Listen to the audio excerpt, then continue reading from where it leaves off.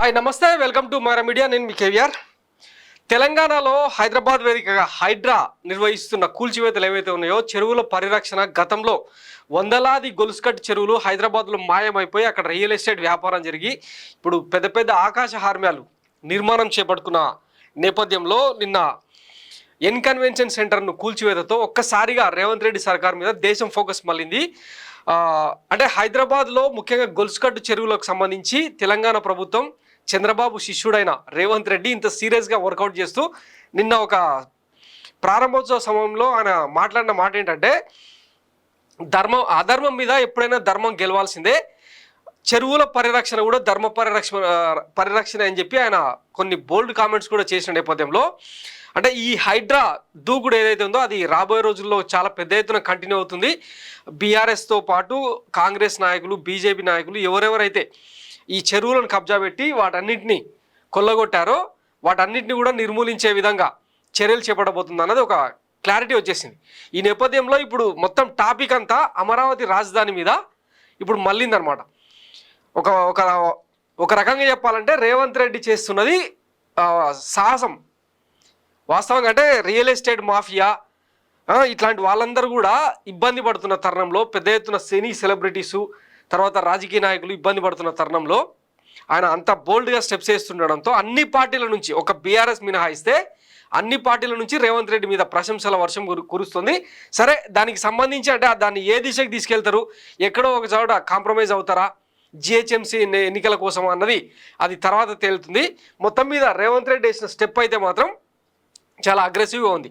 దాంతో అంటే శిష్యుడు చేస్తున్న పని చంద్రబాబు చేయగలరు అన్నది ఇప్పుడు అందరి ఆసక్తి అనమాట. దీనికి మూల కారణం ఏంటంటే అమరావతి రాజధానికి సంబంధించి ఇప్పటికే కూటమి సర్కారు ఏర్పడ్డ వితిన్ డేస్లోనే చంద్రబాబు గారు ఆయన కొంతమంది కీలకమైన మంత్రులను ఎంటేసుకొని ఆ రాజధాని అంటే నీట మునిగిన ప్రాంతాలని, నీట మునిగిన నిర్మాణాలని గురించి చూపించేందుకు, ప్రపంచానికి చూపించేందుకు వైఎస్ జగన్మోహన్ రెడ్డి సర్కారు అక్కడ ఎందుకు అంటే నిర్మాణాలు చేపట్టలేదు, ఎక్కడేసిన గొంగల్లా అక్కడే దాన్ని ఉంచాల్సి వచ్చింది అన్నదాన్ని ఎలివేట్ చేసే క్రమంలో రాజధానిని మొత్తాన్ని ఆయన చూపించారు. తర్వాత ఉద్దండరాయని పాలెంలో ఎక్కడైతే ప్రధాని నరేంద్ర మోడీ రాజధానికి శంకుస్థాపన చేశారో ఆ ప్రాంతానికి వెళ్ళి ఆయన శపథం చేసి అక్కడ మళ్ళీ ఆ మట్టి మీద మొక్కి ఒక ఉద్వేగపూర్వ అంటే సెంటిమెంట్ను రగిలించేలాగా ఆయన ప్రయత్నం చేసిన సంగతి మనకందరికీ తెలిసిందే కదా. అయితే ఇప్పుడు కొన్ని అనుమానాలు వెలువడుతున్నాయి అన్నమాట. ఎందుకంటే నదుల అనుసంధానం గురించి చెప్పే చంద్రబాబు నాయుడు ఇప్పుడు కృష్ణానదిని పూర్తి చేసి ఈ అమరావతిని నిర్మిస్తారా? ఇప్పుడు ఈ మాట ఎందుకు మాట్లాడాల్సి వస్తుంది అంటే మొన్ననే మనం చూసినాం కదా, IIITకి చెందిన మన చెన్నై, బెంగళూరుకు సంబంధించిన ఎక్స్పర్ట్స్ రాజధానిని పరిశీలించారనమాట. సో బోట్లలో వెళ్ళి ఇక్కడ మునిగిపోయిన సెక్రటేరియట్ కింద 4 ఫ్లోర్లు పైన 6 ఫ్లోర్లతో పెద్ద టవర్స్ను అంటే జంట టవర్స్ను పరిశీలించారనమాట. అంటే వీటిని మళ్ళీ రిపేర్ చేయాలా లేకపోతే వదిలేయాలా, ఏం చేయాలన్నది వీళ్ళు తేల్చబోతున్నారు అనమాట.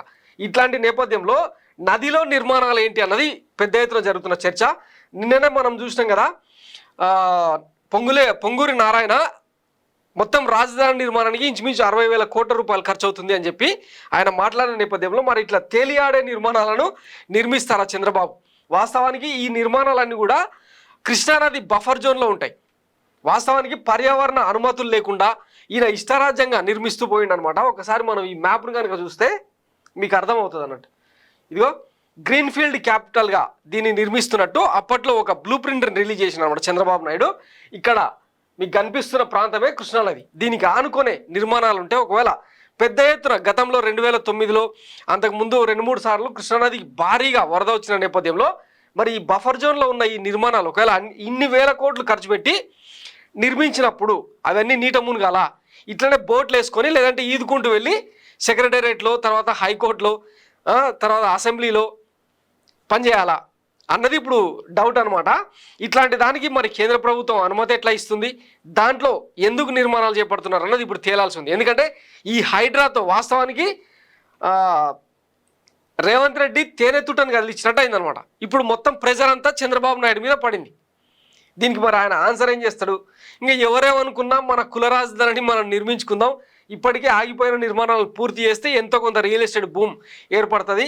ఇప్పటిదాకా మన కులపోళ్ళు మన కుల పారిశ్రామికవేత్తలు వీళ్ళందరూ కొనుక్కున్న భూములు ఏదో ఒక రేటుకు తెగనమ్ముకొని మనం వచ్చి ముచ్చర్ల రేవంత్ రెడ్డి తెలంగాణలో ఏర్పాటు చేస్తున్న 4th సిటీ ఏదైతే ఉందో అక్కడ పెట్టుబడులు పెట్టాలన్న ఉద్దేశంతో చాలామంది అమరావతి నుంచి వెకేట్ చేస్తూ ఉన్నారని చెప్పి కొన్ని వార్తలు కూడా వినిపిస్తున్న నేపథ్యంలో మరి చంద్రబాబు గారు నదుల అనుసంధానం సంగతి పక్కన పెట్టి నది పూడ్చివేత అంటే కృష్ణానదిని పూడ్చి ఆ కాలువలను కరకట్టలన్నీ పూడ్చేసి ఈ నిర్మాణాలు నిర్మిస్తారా, లేదంటే ఇక ఎప్పటిలాగానే దీన్ని ముందుకు తీసుకెళ్తారా? అలా ముందుకు పోదామని ఆయన డైలాగ్ ఉంటుంది కదా, అట్లా ముందుకు తీసుకెళ్తారా అన్నది వేచి చూద్దాం. ఎందుకంటే ఇప్పుడు రేవంత్ రెడ్డి చేస్తున్న పనితో చంద్రబాబు నాయుడు మీద విపరీతంగా ప్రెజర్ ఉంది. ఈయన ఏం చేస్తాడు? ఎందుకంటే ఇప్పటికే ఆయన నివాసం ఉంటున్న కరకట్ట లింగమనేని ఎస్టేట్స్లో అది కూడా నదికి ఆనుకొనే ఉంటుంది. అట్లాంటివన్నీ కూడా కూల్చాల్సి ఉంటుంది అనమాట. కొన్ని వందల నిర్మాణాలు అక్కడ ఉన్నాయి కరకట్ట మీద.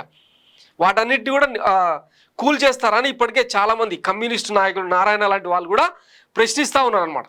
సో మరి దీనికి చంద్రబాబు సర్కారు కూటమి ప్రభుత్వం ఏం సమాధానం చెప్తుంది అన్నది వేచి చూద్దాం. Thanks for watching Myra Media. నేను మీ కేవీఆర్. Thank you.